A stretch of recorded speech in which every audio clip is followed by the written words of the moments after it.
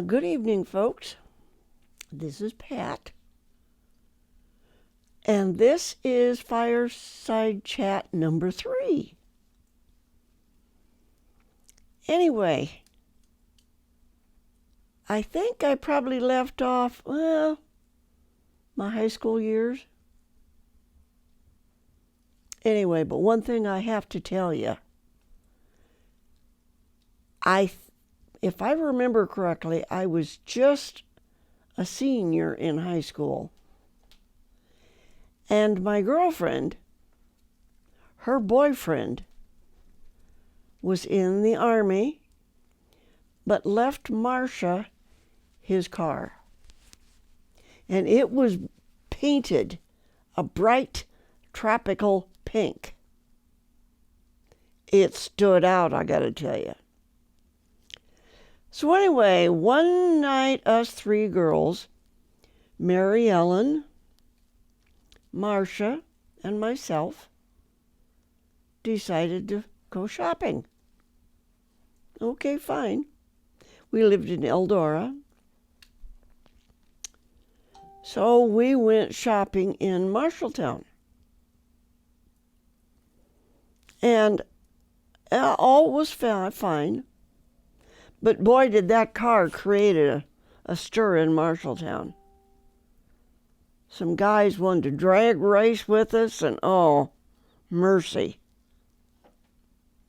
Now, Marcia was engaged at the time, and it was her boyfriend's car that we had. So, anyway, he was in the service. I suppose I had a boyfriend, nothing very serious. And Mary Ellen, I don't know if she probably about the same as me. Anyway, so we were on our way to, we went to Marshalltown and did some shopping. I never will forget it. I bought a pink and white check dress.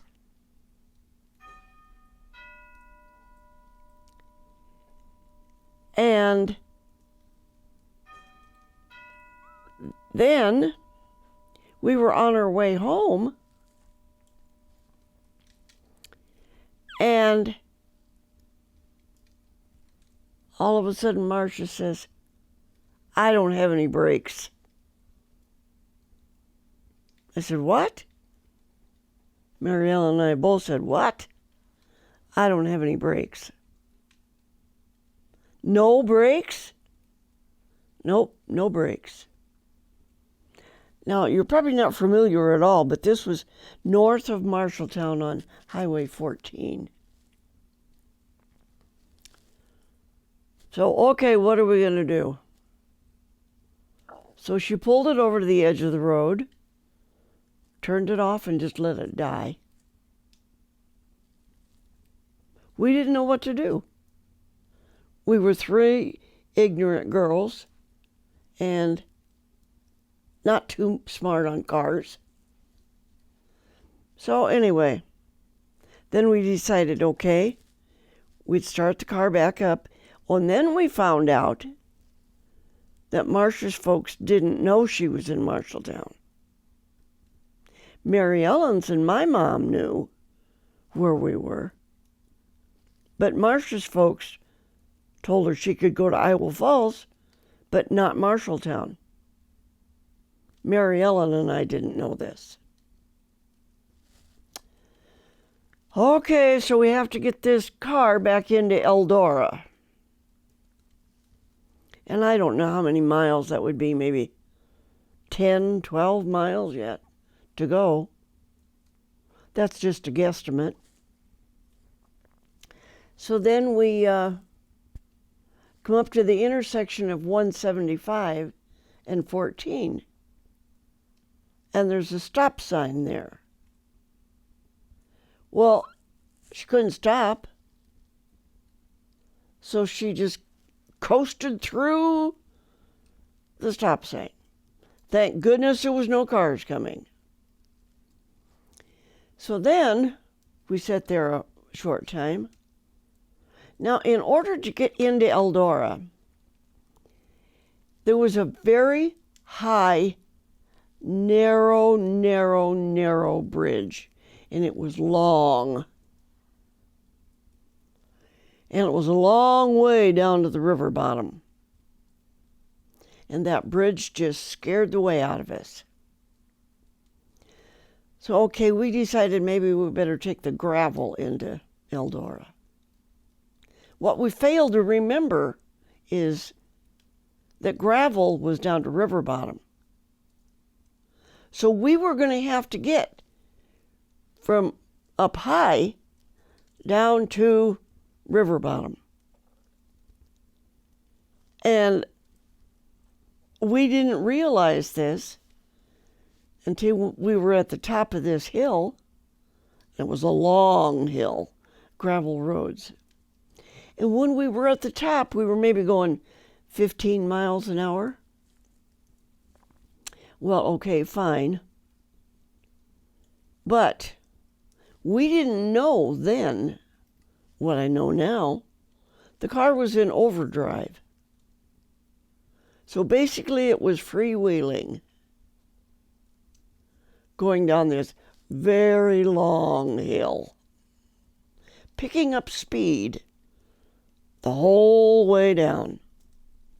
Mary Ellen said once, "Open your doors, everybody." Well, what are we opening the doors for, Mary Ellen? Maybe it'll slow us down. Marcia said to me, I was sitting in the middle in the front seat. Marcia said to me, she was driving. She says, "What are you doing?" I says, "I'm just sitting here." "Well, help me steer this thing." So, okay, then there was four hands on the steering wheel. Well, we finally got to the bottom. But they estimated that we were going about 90 miles an hour when we got to the bottom. And we had a choice. We could have gone straight into the Iowa River, or we could try and turn the corner. So we turned, just missed a concrete bridge, but ended up hitting 5 trees. That was in a kind of a bing, bing, bing, bing. So, okay, I was the first one to regain consciousness. Marcia was in shock, I'm guessing, and she had her head out of the window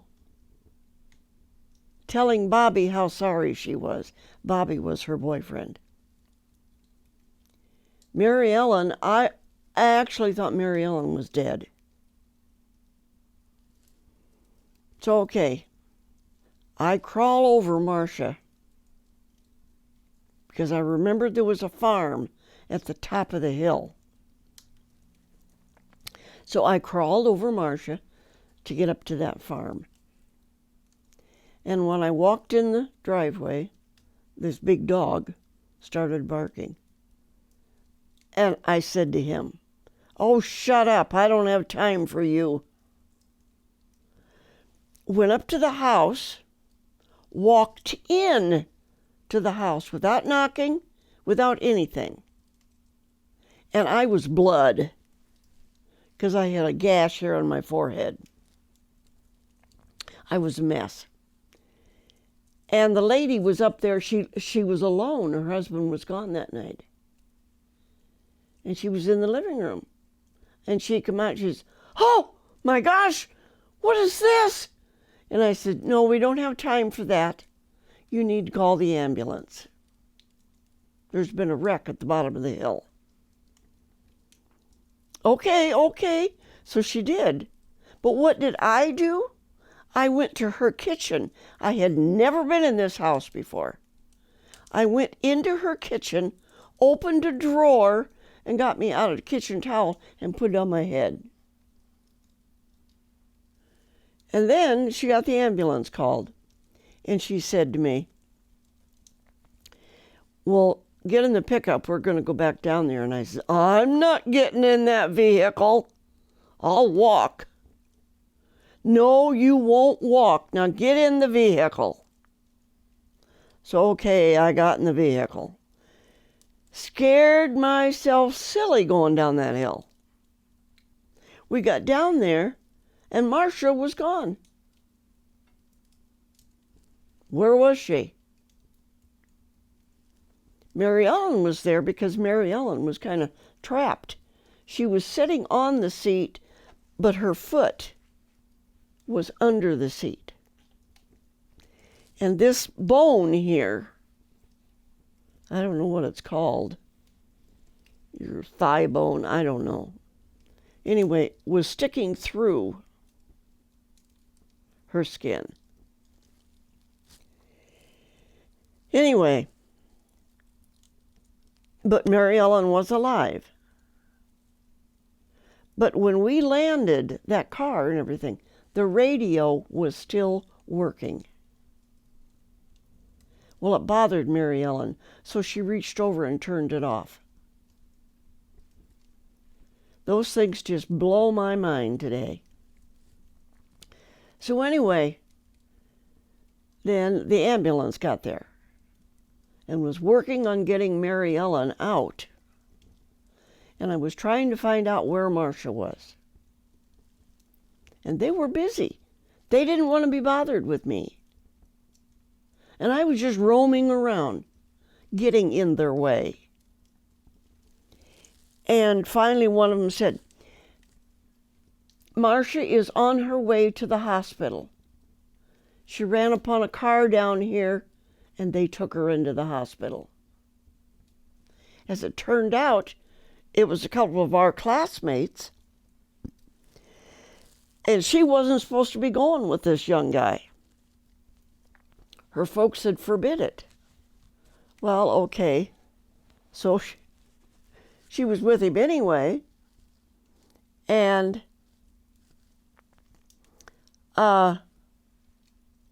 Marcia just stuck her head. The window was open on the driver's side in that car. They were parked up there. And Marcia just stuck her head in the window and passed out. So this young friends of ours, classmates, took her into the hospital. But Mary Ellen and I rode in the ambulance. And Mary Ellen says to me on the way in, she says, what are you doing? I says, I'm just sitting here. Well, hold my leg, it hurts. Don't just sit there. The ambulance drivers heard that, said, you sit still. And then she said, how come they're not blowing the siren? We want the siren blowing. Hey guys, blow that siren. He says, well, it's not necessary. It's 10:30 at night. There isn't going to be that much traffic out. I want that siren blowing. So they blew the siren. Got us into the hospital. And Mary Ellen did not use profanity. Ever. But the doctor that was attending her was the doctor that she babysat for. And he said, well, I'm going to have to cut your clothes off. You're going to cut my bra off? And he said, well, yes, I'm going to have to, Mary Ellen. You know, I know you've been wanting to do that for a long time. You're not going to cut my bra off. And she's just swearing up a storm. And this hospital was a small hospital in Eldora, Iowa, and it had 3 floors.